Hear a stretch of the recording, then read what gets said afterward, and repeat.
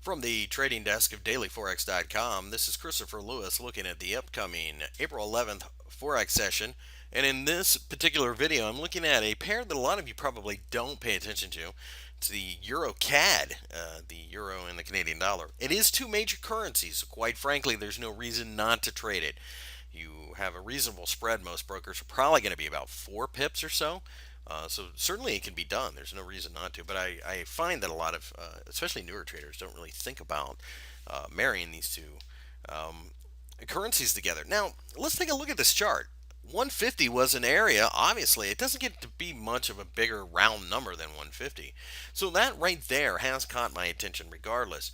We have two, not one, but two hammers this week, and Thursday we popped through the top of them. Another buy signal. Yes, there is a little bit of noise just above, but quite frankly, I think worst case scenario we grind sideways because 150 should be the floor in the market. I mean, it doesn't get bigger than that really.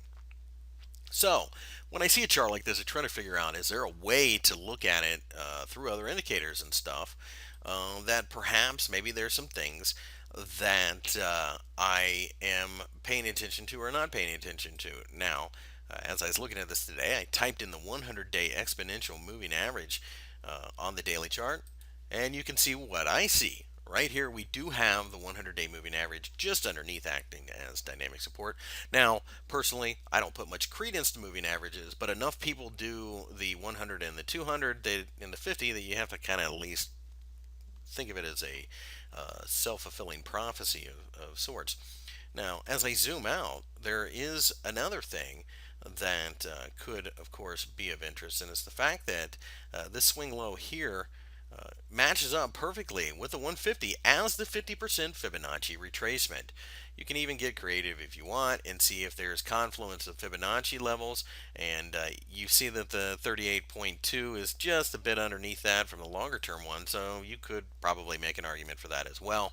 But nonetheless, we have at least the candlestick, so that's one, breaking the top of the hammers, dual hammers for that matter, so that's one very good reason.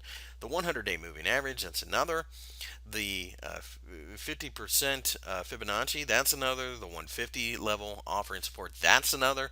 And just the fact that we close towards the very top of the range. So that's 5 reasons to get involved in this trade. And then the sixth one, which is going to be one of the most important, is the fact that it's with the overall trend, and that's something that too many of you forget out there.